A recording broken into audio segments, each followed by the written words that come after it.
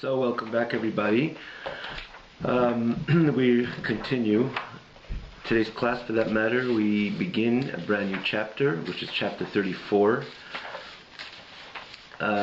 the Alter Rebbe puts things in perspective as all these lofty messages, the messages which are supposed to fill our conscious mind and anchor these messages ought to be anchored in as we are as human beings, neshamis begufim, and Alter Rebbe brings sets clarity in giving us the ability to do so accordingly. But yet the message of Perek Lamed Daled, the 34th chapter, is that in this very with this very objective to give us the ability to anchor this important message of the this conviction, or this spirited conviction of Hashem Elokein, of Kel Olam, as the world and God as they are inseparable.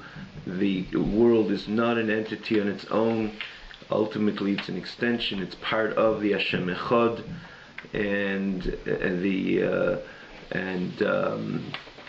this is what Dira B'Tachteinim is all about, as we elaborated and expanded on this the message of Perek Lamed Gimel, 33rd chapter, in the previous classes. Again, there were multiple classes on that very chapter 33, which one could always look back and in this very website on the link box Tanya to see the previous classes and the important message, or and the fundamental message of the 33rd chapter. I will encourage equally that to tap in to the TanyaOnline.com website, which is again also hosted by the Kosher Tube. Yet it is suggestible to have it's suggestible to go there, or as well to go there, simply because it's a website solely on about this class.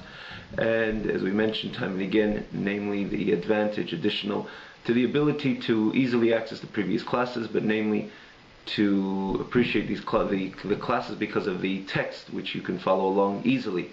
So that was basically the message of Perek Lamed Gimel. Yet, because you're dealing with something which can be, and if it's not taken in the right way, or if it's not dealt with in the right way, if it's not worked with in the right way, it could remain transcendent, which this is not to the point. The point is Dira B'Tachteinim, that it ultimately we carry the message in the tachtin within ourselves, within our own conscious mind, and it ought to reflect in every part of the Yid. And the question is, are we always in that very state completely of the excitement of Hashem Elokeinu, Hashem Echad, the way the message is in the previous chapter? Again, the way the tzaddik be'emunah say in this that faith, but again, not faith as something abstract, but the appreciating and understanding and comprehensively understanding the Hashem Echad. Is it something which we live with the entire time? And so the Alter Rebbe in chapter 34 say, there was those who did live with this throughout their entire life. But are we on that level? Not necessarily. We move on, we progress in our Avodas Hashem and our consciousness and our connection, our relationship with HaKadosh Baruch Hu, that we have a goal. In other words, our goal is to live that type of life that Hashem Echad should inculcate, permeate, pervade every single part of our being. But yet, till we get there, similar to the Avodah of the Avos, as the Alter Rebbe is going to point out, that this was why Avraham, Yitzchak, and Yaakov were so special, because we say there's those who did live it, primarily the Avos Ha'olam, our forefathers, Avraham, Yitzchak, and Yaakov, Moshe Rabbeinu, and the great tzaddikim, which everything about them was the demonstration of Hashem Echad, the oneness of Hashem Echad, or rather everything about them reflected better yet, the Hashem Echad, that oneness of HaKadosh, this emunah or more than emunah, that comprehensive appreciation of the Hashem Echad, or the Hashem Echad is the notion of Hashem Echad wasn't something which stood in their life in an abstract manner. For that matter, it permeated every single part of their being. In other words, their entire 24 hours, ultimately their entire life. That's why they were, as we're going to see, that's why this special term which is brought in Zohar about the Avis, ha'avis hein ha'merkava, they were the Merkava, they were the chariot to HaKadosh Baruch Hu, as we're going to see as we begin the chapter. Yet not everybody is holding there, certainly not as of yet. So in the same token, it's important that this does become part and parcel of our being. So how do we do that? So Alter Rebbe is going to give the suggestion is the way we anchor this is by devoting ourselves to the limud ha-Torah, to learning Torah. And I would just add how appropriate this is. We're learning this chapter in the week before Matan Torah, which is this message is very much aligned with the spirit of the Yontif, being that ultimately it is about bringing Torah into our lives, literally learning Torah with a kviyas, with an established time, and more so not only kviyas bizman, but kviyas benefesh, on a daily basis, in an ongoing basis, how Torah ultimately becomes part of our life. And this is because this is what Torah is all about, and therefore this is the way we have the ability to anchor this emunah of Hashem Echad, which is again elaborated on in the previous chapter. But not only emunah, but that the notion of excitement in Hashem Echad, the sensation of Hashem Echad, would be, again, the way we anchor it is through that kvis itim la Torah, the establishment of times, and namely not only kviyas and zman, kviyas and nefesh, that this becomes a unbudged and untouched time for my learning Torah. And again, as we're going to see in this upcoming chapter, how the Alter Rebbe gets to this idea, how this is in order to anchor this is through limud Torah. So Perek Lamed Dalet, you're able to follow again. It's on page Mem Gimel, the original text, but you're able to continue and to see it on the in the English text accordingly. Again, it's the beginning of chapter 34. V'hine mudazai baruch atah adonai Eloheinu melech haolam she'akil midbari.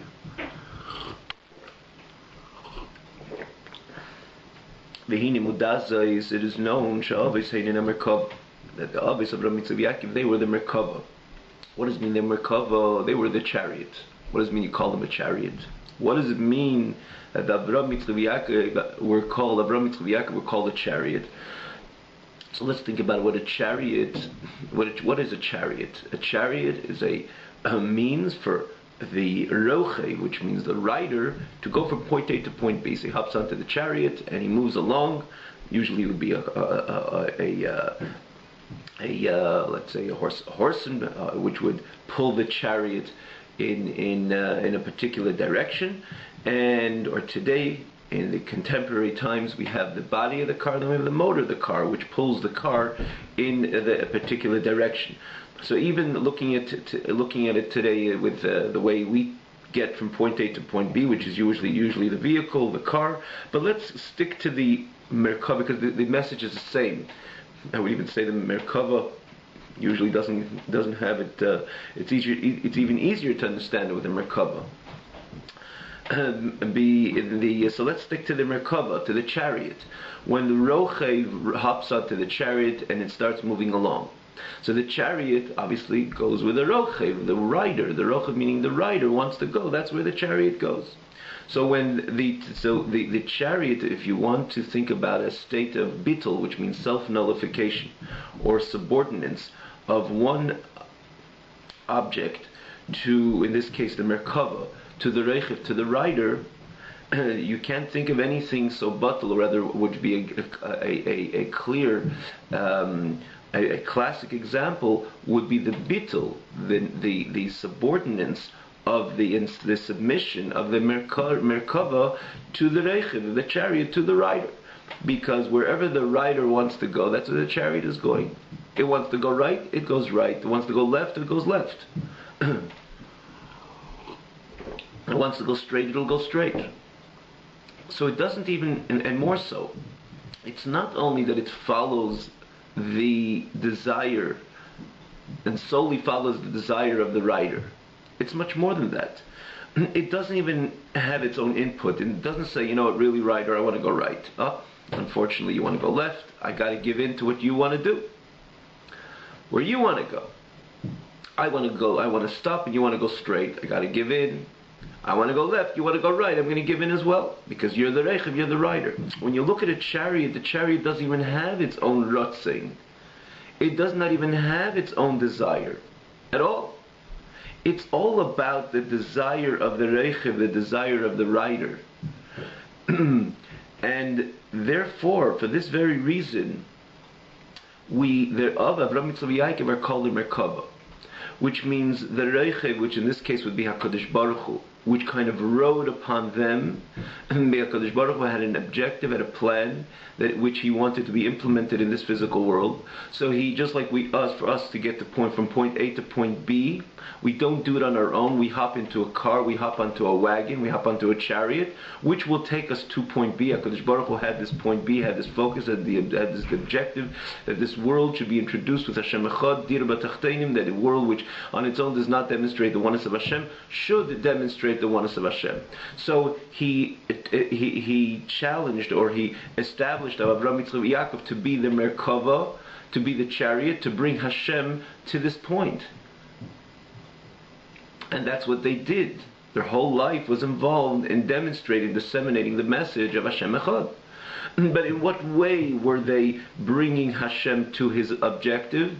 It was in a way, this is what the Zohar, the expression of the Zohar, it was in a way of a complete life of self-subordinates and self-nullification, similar to the subordinates and nullification of the Merkava, the chariot to the Rochev. Meaning that whatever Hashem wanted to be done, that's where they brought Hashem to. Whatever Hashem wanted to go, that's where Hashem brought. That's where they brought. Not only they brought Hashem to, or rather wherever, in whatever direction, whatever Hashem wanted from them, automatically they did. In accordance to that, to the spirit of Hashem's Ratz and Hashem's desire. And more so, when you speak about a Merkava, I add the second dimension. It's not only they ultimately submit to the Ratzin of Hashem, or in the mashal, the Ratzin of the Rochev, the Ratzin of the rider, meaning to say, I am reluctant to go right, I really wanted to go left. That's not what the rider, that's not what the carriage, that's not what the chariot is all about. The chariot, when the chariot is on the outset, it just solely does and goes where the rider wants it to go. And similarly, when it comes to Avraham Yitzchak Yaakov, everything about them was so buttle. It stood in such a spirit of self-nullification that they didn't even have their own ruts, and it's not like their own ruts. And really, I want to do this, but Hashem, reluctantly, I have to do what you want because you want it, and you're ultimately I'm here for you, and you have a ruts and you have a desire, and therefore I'm going to do what you want me to do.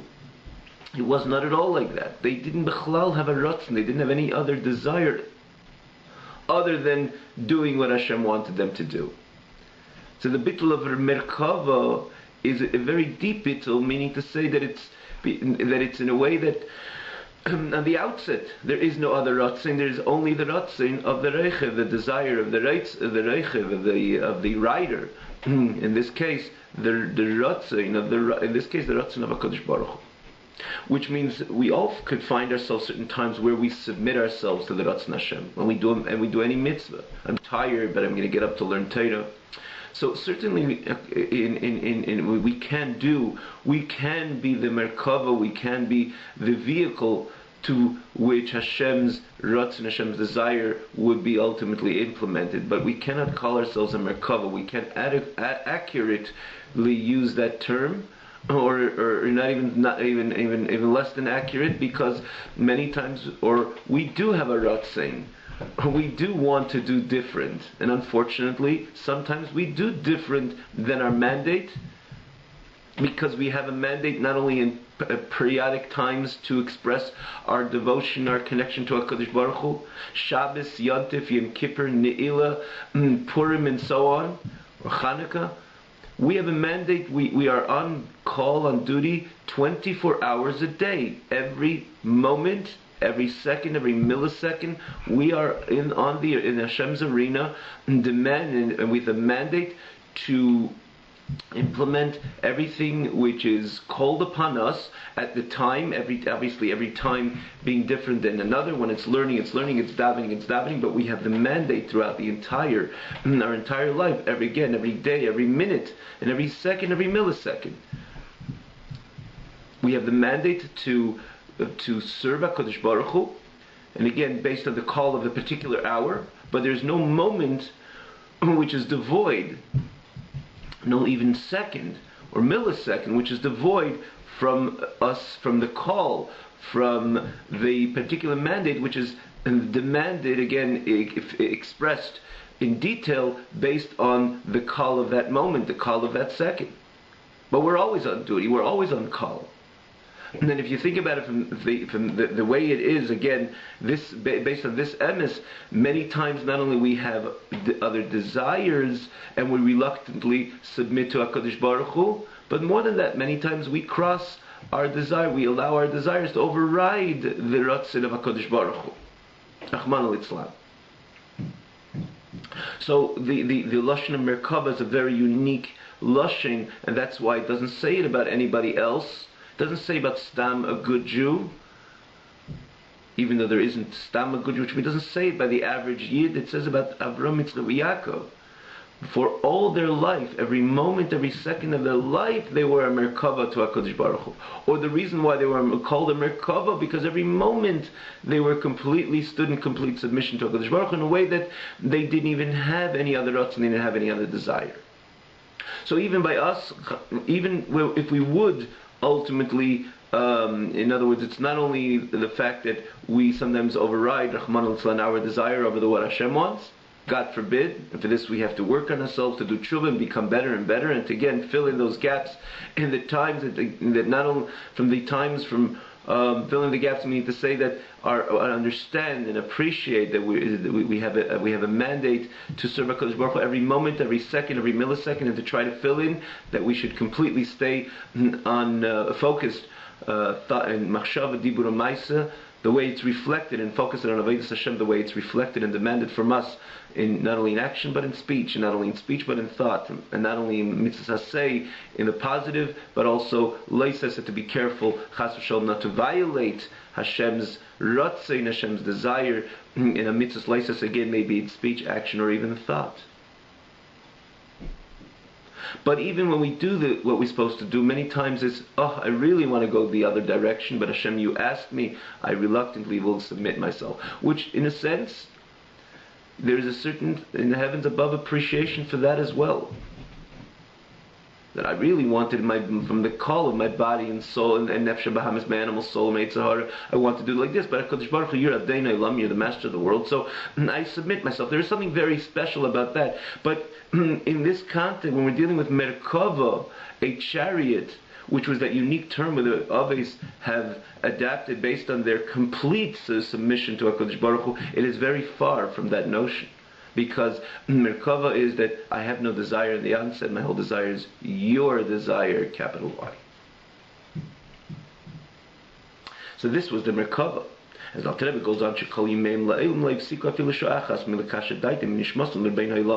that all their days they didn't interrupt forever, from the very beginning, throughout their entire life. They didn't interrupt even one moment from connecting their knowledge and their neshama, their mind, their knowledge and their soul to the master of the world, which is HaKadosh Baruch Hu, bitul hanal, with the above mentioned bittul, above mentioned meaning, that bittul which is elaborated on in the 33rd chapter, which is l'chudi yichudi yisbarach, to the oneness of HaKadosh Baruch Hu. And following the Avraham Tzaviyach, means their entire life was their complete bittul, their complete self-nullification to that notion. In other words, they had that profound appreciation of Hashem Echad, and everything about them was part of the experience of Hashem Echad. And subsequent Avram, all the Nevi'im, all the prophets, each one according to the level of his neshama, and each one according to his hasaga, his appreciation and grasp and understanding in HaKadosh Baruch Hu, in that notion of Hashem Echad, also carried that bittul accordingly. The level of Moshe Rabbeinu Olav Hashalom, the greatest prophet of all times, his darga, his level of his submission to HaKadosh Baruch Hu was Eilal Kolana, it was even higher and greater than all the Nevi'im. Based on his profound, again, this bittul comes based, the sense of self-nullification comes based on the appreciation, the understanding, the grasp of this Hashem Echad.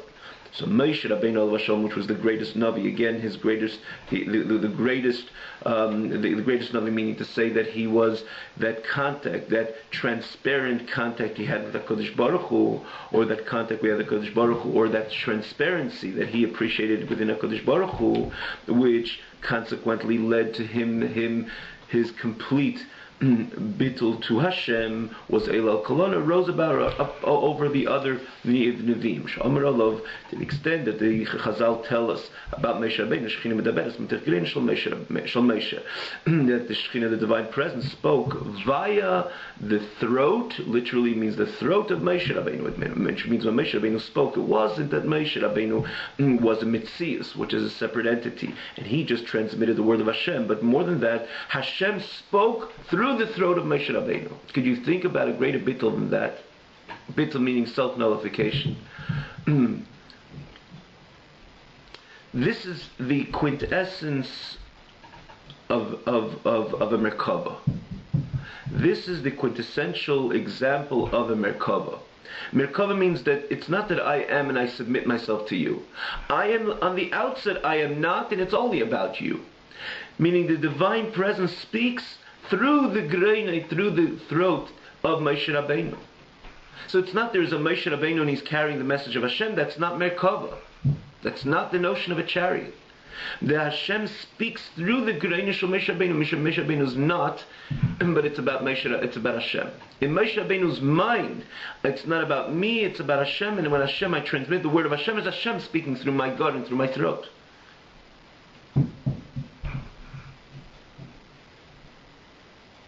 Which demonstrates so clearly, this is again a classic and a clear demonstration of what a Merkava is all about. That it's not me and I carry the message of Hashem. Ask the Merkava says, I have no other desire. It's wherever the Rochev, the writer, wants to go. He doesn't even think of those terms. He doesn't even think I am going to submit myself to the writer. The Merkava is not. It's only about the writer.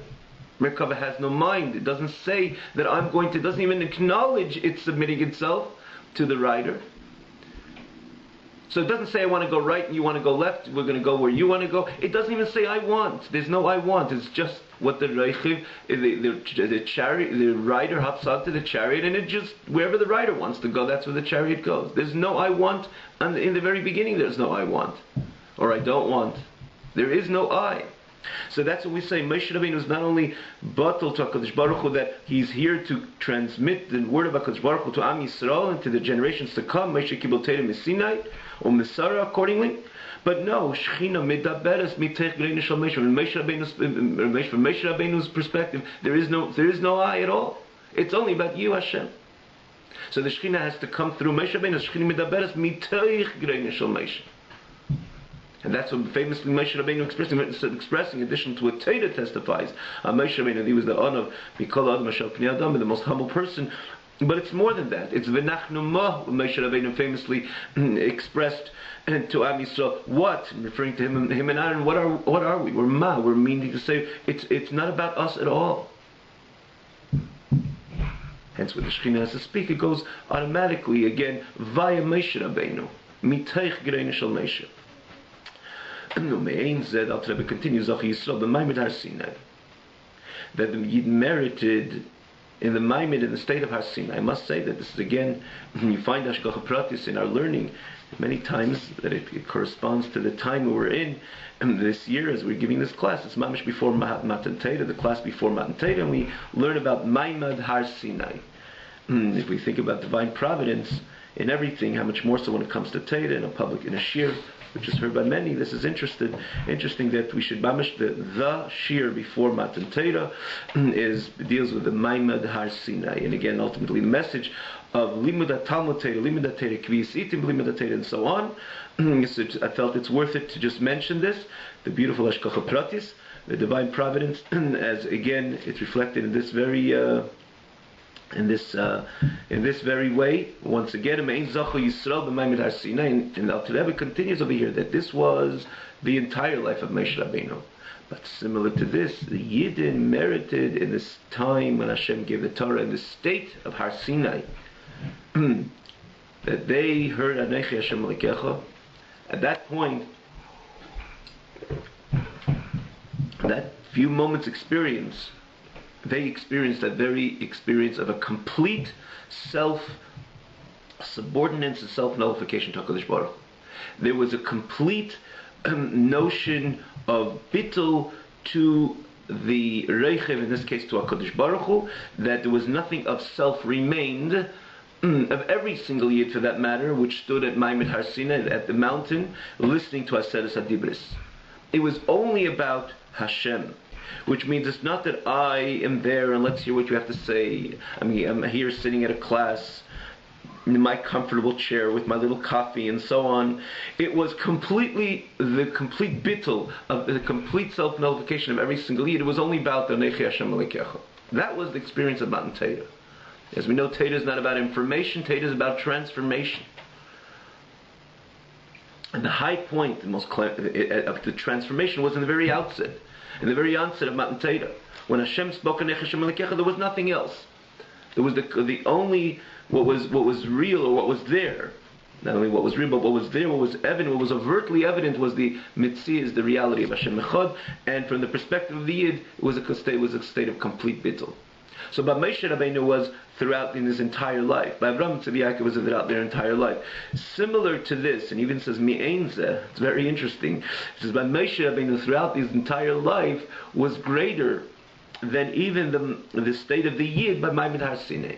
Because the Alter Rebbe adds Mi'ein Zeh. It was still not that. So whatever we can think about the bittul of the Yid by the state of Har Sinai, listening to Hashem Anechi Hashem Elokecha, Hashem the Aseret HaDibros coming from the Anechi, coming from Hashem. Moshe Rabbeinu's entire life, his experience in his relationship with HaKadosh Baruch Hu, the entire life was even greater.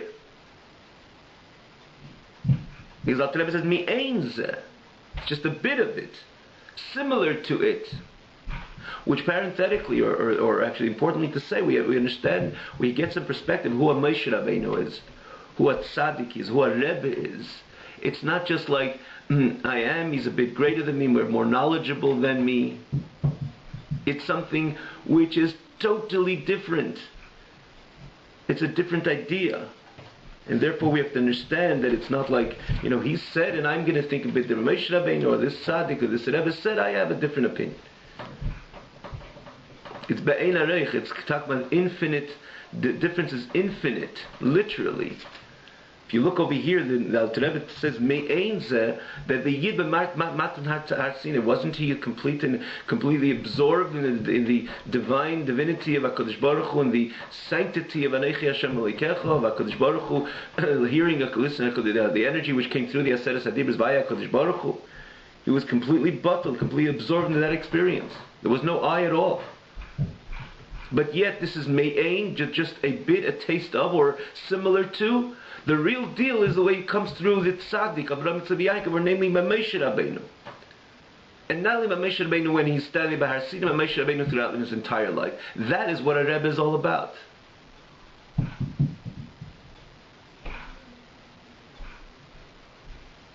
And actually there's so much more to say how it ought to reflect on our perception and of what a Moshe Rabbeinu is all about, what a Rebbe is all about. But again, we will go on. It's important just to mention this. because we understand now we understand Moshe Rabbeinu wasn't just the transmitter of the word of Hashem to Am Yisrael, the wise teacher. You can't really describe what a Moshe Rabbeinu is, how intricate Moshe, how important, how vital or understanding what Moshe Rabbeinu is over here with these few lines over here. We understand that Moshe Rabbeinu is not this again a wise teacher which transmit the information of HaKadosh Baruch Hu to Am Yisrael, but Moshe Rabbeinu is a nekuda of bittul to HaKadosh Baruch Hu, and Moshe Rabbeinu's entire life is greater than the moment of the Yid by Har Sinai, which is probably the climactic level that any Yid ever reached throughout all of history, standing in Ma'amad Har Sinai listening to Aseret HaDibros. That's why I would just add, that's why Moshe Rabbeinu becomes an integral part of the whole experience of the Matan Torah. As it says, V'gam b'cho yaminu la'olam, it says in the middle of this whole experience of Matan Torah, Kodesh Baruch Hu makes it a point to say that it's about b'cho yaminu la'olam, v'chol hanavim abayim acharecha, and all the prophets, as Rashi says, based on the Gemara, that Kodesh Baruch Hu was telling Moshe, in you they will believe forever, and it doesn't say licha, that in you that you're going to really be the trustworthy teacher, not to add or deduct, you're going to be just transmit what Hashem wants you to transmit, but bicha, in you, because Moshe Rabbeinu is a merkava to HaKadosh Baruch Hu. So not licha but bicha, and again becomes part of the modus operandi of Matan Torah, because this is also important to understand that the greatest things of all time comes through a Moshe Rabbeinu, including and again throughout all generations. And obviously when we're dealing with Mashiach's coming, it's not the time HaKadosh Baruch Hu is going to bring redemption, but redemption through a Mashiach Tzidkenu. Similar to Matan Torah, came through a Moshe Rabbeinu again, but it's a separate, I don't want to go much off over here, it's a separate topic, but again it's important to note this over here when we describe who a Moshe Rabbeinu was. So getting back to it, Al Rebbe's message over here, Me'ein Zazachi Yisrael B'Ma'amad Har Sinai, similar to this, Yidden merited in the time of Har Sinai, in the state of Har Sinai, which was, again, this idea that in those moments, Yidden kind of became that Merkava. The only thing is, like, they could not tolerate it. Ma'amad Azal, that Azal tells, they could not comprehend that enormous energy. At the time of Har Sinai, like the Razal, that our sages of blessed memory says, note, that every one of Hashem's diburim, which means every one of the Aseret HaDibros, the 10 Commandments, their neshama has left them, and HaKadosh Baruch Hu needed to again revitalize them, resurrect every single Yid, because they could not tolerate, they could not comprehend this enormous energy which came through every one of the Aseret HaDibros. Parucha Nishmas, and their soul has completely left them. So they stood in a state of self-nullification, but it went a bit too far. It was so powerful, it was so potent, the godly energy which exists in every one of the Aseret HaDibros, that they literally expired. And HaKadosh Baruch Hu had to again resurrect and revitalize them by every single one of the Aseret HaDibros, this is the Shu'inyan Bittul B'Metzias. And now, in other words, this was a step of their expression as well of their self-nullification to HaKadosh Baruch Hu, that not only that I am not consciously, but they physically, literally expired. So it's not that they're holding greater than Avraham Avinu, Yitzchak, Yaakov, or Moshe Rabbeinu, because Moshe Rabbeinu was able to maintain his composure, and the Yid then completely expired, but quite on the contrary. Their container was a limited container, and therefore they could not comprehend the enormous energy which came through every one of the Aseret HaDibros, and therefore they physically expired. As opposed to Moshe Rabbeinu, Avraham, Yitzchak, Yaakov, their keli, their vessel, they were so great, they had the ability to be and not to be in the same moment. And more so, as mentioned before, throughout their entire life. Every day, every moment, every second, every millisecond. So they were able to contain this enormous energy and again maintain their composure, but in the same token, everything was about HaKadosh Baruch Hu, and it was not about them at all. So there was the not to be, they were able to be, but everything about that be was not to be, as opposed to the Yid, their bittul extended, because again they did not have the adequate container to contain this enormous energy, and therefore their soul has left them. They completely expired, and HaKadosh Baruch Hu had to resurrect them by every single one again, by every single one of the Sesadibris, and therefore as the Chazal tell us, when they relate to us the whole experience of Aseret HaDibris. Yet, we understand that the message is ultimately that there should not be, yes, in other words, yes to be, as much as the message, the ultimate message is the not to be. It's not about the I am not, but I am not in a way that I still, I'm here, and I exist. HaKadosh Baruch Hu wanted a dira b'tachtenim that we should not expire, because if we expire, so we're not at all, we don't exist. And if we don't exist, in other words, physically expire, Rahman al-Islam, we don't exist, so who's doing the job? In other words, the job is not being done, and we're diverting from the message of Hashem Echad. Hashem wanted it should be a dira b'tachtenim, which means that we should be, in other words, the tachtein, this physical world, starting from ourselves, we should exist, yet the godly message and reality should penetrate and inculcate our entire mitzias. So how do those things come together? When the Yid experienced a bit of that, the godly energy which came through Anei Hashem Lekech, came through that Aseret HaDibris, and finally they reached that in the sense of bittul, which that's the ultimate objective, that sense of self-nullification. But the problem was that it went a bit too far, that Paruch Nishmas, and they completely expired. And the message is that we should remain, be able to maintain our composure, meaning to say we should exist and be alive, and not expire, yet the Hashem Echad should pervade every part of us. So what has to be done? In other words, how do we keep that balance when we introduce ourselves to the Hashem Echad, to the core of Hashem Echad, the way it came through via the Aseret HaDibros, the Yid expired. So what was the suggestion? So it says, that's why he continues over here, and that's why by Moshe Rabbeinu, right after Matan Torah, what did he do? He said, we can't compromise on the message, but we have to do something in order that there should be the container to contain that message.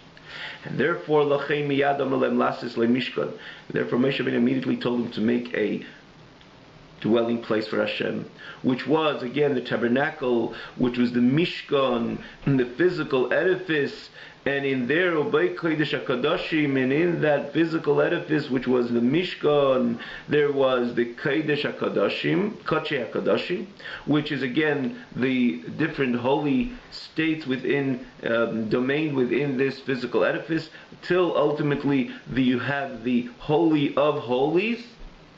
Now, what is in the Kodesh HaKadoshim? You have the Hashras, Shechinase, you have the dwelling place of the Shechina itself, which is Gilui Yichud Yisbarach Mishbar L'Kaman, which is the revelation of HaKadosh Baruch Hu's oneness in that physical domain. So the purpose and the objective of the Mishkan is to anchor this Hashem Echad. And not to have this dichotomy of it's Hashem Echad, so I expire, everything expires, and the world does not have the ability to contain this, so what's the point? Yet we cannot compromise on the message, because then you don't have the entire Hashem Echad, the entire message and energy and the potency of Hashem Echad permeating this physical world. So we're missing the point of Dira B'Tachtenim. So Moshe Rabbeinu felt that the way to put it together, to not to compromise on the potency of the message, yet together with that it should be able to be anchored and to maintain a healthy structure, means to say maintain its existence in the conscious reality of Elam Hazeh. So therefore Moshe Rabbeinu says, build this edifice, and the edifice we are going to have the ability to bring the Hashras HaShechina, the dwelling, the divine presence in this physical edifice. Because especially as we know, in the Kodesh HaKadoshim there was the Gilui Yichud Yisbarach. Yichud Yisbarach is everywhere. The oneness of HaKadosh Baruch is everywhere. Eined Milvadi, everywhere, anywhere, and any time. This was the message of the 33rd chapter. And we have to try to uncover it, and we have to try to point this out in every single situation and understand that it's about Hashem Echad. The world doesn't even have its own entity. It remains one entity. The only thing is, when in the Mishkan, and again our purpose is to take the message from that Kodesh HaKadoshim and bring it through the entire world, but the Kodesh HaKadoshim was, on the outset, it was the message was overt, the message was apparent, it was manifest, the Yichud Yisbarach. For that matter, it even manifested itself physically as well. And it's important to note over here what happened in the Kodesh Kodashim. It's a Gemara, which the Gemara says just to appreciate what does it mean, Gilui, that God's Yichud could become in the state of complete manifestation. You think about the Arin. It says Mokim, the Arin, which is again the place of the Arin, which was in the Kodesh Kodashim, the Holy of Holies. And you think about the Arin, the Gemara says Mokim ha'arin eino min hamida. The place of the Arin was beyond measurement. And it's just fascinating because in essence, because we are comprised of time and place, the human mind cannot comprehend and on what happened in the Kodesh Kodashim. As the human mind cannot appreciate this adequately, it's mind-boggling. But let's just see what the Gemara says. The Gemara says the Mokim ha'arin eino min hamida. We know the Kodesh Kodashim was 10 by 10 ames, cubits, 10 by 10 cubits. The Arin itself, I believe, was 1.5 by 2.5. Went blank on the exact measurement, but let's say it was 2.5. If you think about 2.5, take it from the side of the 2.5, which was the length from one side to the wall of the Kodesh HaKodashim, it should have been 2.5 as an example, or less. It should have been 3 3/4 from one side, 3 3/4 from the other side, because this is the Arin itself is 2.5. Yet if it says, I believe it's 3 3/4. If I'm not mistaken, right? 2 and 3 3/4, and then again 2.5 equals 10. Equals 10, correct? So so if you took, but yet the Gemara says if you took a measuring tape from the wall to the Arin, it was completely. You had 5 cubits. From the other side of the Arin to the wall was as well 5 cubits. You measured from one side of the wall to the Kodesh Kodashim to the other side, same other side of the wall. It wasn't 12.5, it was exactly 10. So 10 from one side to the other, 5 from one side of from that wall to the Arin, and then another 5 from the end of the Arin to the wall. Meaning to say the Mokim ha'arin eino min hamida, the Arin was a tangible keli. It was one of the Klei Mishkan, and eventually became the Klei Mishkan. In the very beginning, the first base of Mikdash. Yet Mokim ha'arin eino min hamida didn't take place. Physically, it didn't take place. We can't even understand it. We can't appreciate it because it's a mind-boggling idea. But that's how it was. And this is the notion of Gilu Yichudei Yisbarach, the revelation of HaKadosh Baruch Hu. Yichud meaning to say, the notion is the oneness of HaKadosh Baruch Hu was manifest overtly in the Kodesh Kadosh. So this was the point of Moshe Rabbeinu, to make to anchor the Shechina in a way that the entire potency, the entire energy of Hashem Echad should be manifest.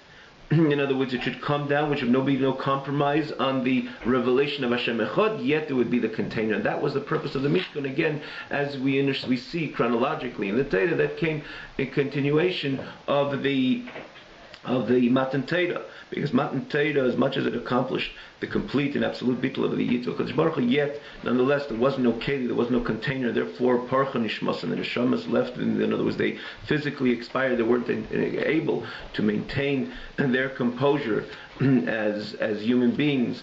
Again, would carry the message of Hashem Echad. So Moshe Rabbeinu says, let's broaden the scope of this keli, and let's build a mishkan. And in the mishkan, there would be the different levels of kedusha, ultimately to the Kodesh HaKodashim, where there you had the dwelling of the divine presence, again in a very revealed and manifest manner. And we will stop over here, but yet what Alter Rebbe is getting at, ultimately, as the Chazal tell us, when the Beis HaMikdash was destroyed, so what is the container for the Ashras HaShechina? The container of Ashras HaShechina, the divine dwelling place of the divine presence, is through learning Torah. HaKadosh Baruch Hu says, HaKadosh Baruch Hu says when the Beis HaMikdash, the Chazal tell us rather, that when this destroyed, Beis HaMikdash was destroyed, HaKadosh Baruch Hu only has in His world the Daled Amis Shel Halacha, the 4 cubits of Halacha, which means the notion of learning Torah, which again, the message of the Alter Rebbe is in this chapter, subsequent, again, in continuation of this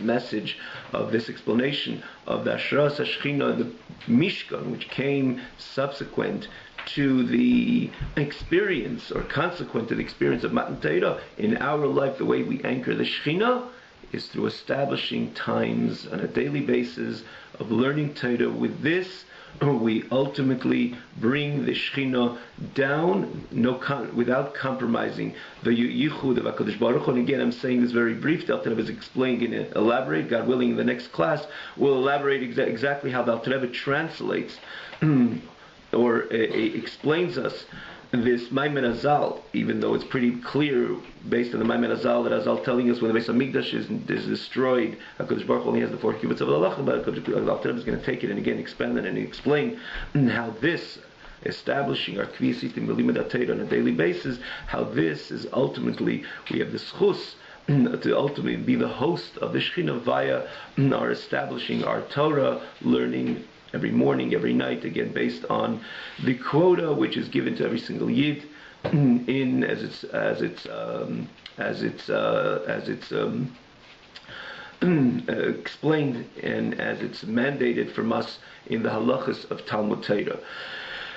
So again, as we prepare ourselves to Matan Torah, there's no question that primarily it's a time for each one of us to, on its own merit, we're receiving the Torah to be careful firstly with the established times for Limud HaTorah, which we already have established, to make sure that we keep to them.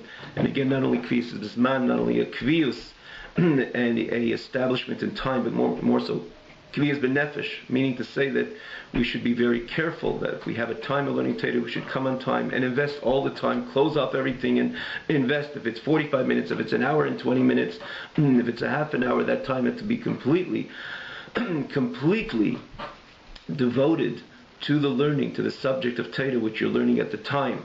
But more so, as we say, we would stand over here, that this is a time which we're able to host the Shekhinah, similar to the Kodesh HaKadoshim, the Holy of Holies, which hosted the Shekhinah overtly in a very complete and 100% transparent and manifest way. We have the ability in our learning Torah to do so, and that's why it's such a sacred time. It's such a important and crucial time.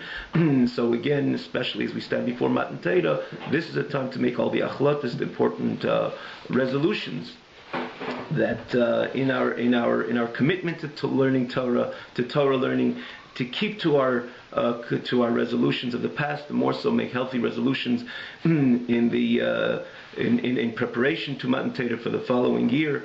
In our times, in our set times, to be honest with ourselves, how much more time ultimately we can learn Torah, and to make appropriate resolutions in the spirit, and namely to make achlatas, a resolution to keep to them throughout the entire year, again to making ourselves a keli to the Ashras HaShekhinah, to the dwelling of the divine presence.